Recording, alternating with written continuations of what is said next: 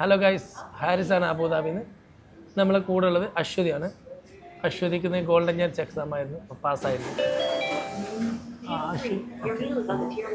Remember to click the button at the bottom of the screen. Bon appetit.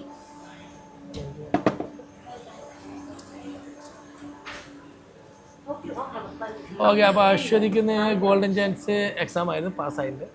അപ്പോൾ അശ്വതി, എങ്ങനെ ഉണ്ടായിരുന്നു നിൻ്റെ ഒരു ടോട്ടൽ ഓവറോൾ എക്സ്പീരിയൻസ്? എങ്ങനെ ഉണ്ടായിരുന്നു ക്ലാസ്സുകൾ, അതേപോലെ പിന്നെ എക്സാം എങ്ങനെ ഉണ്ടായിരുന്നു?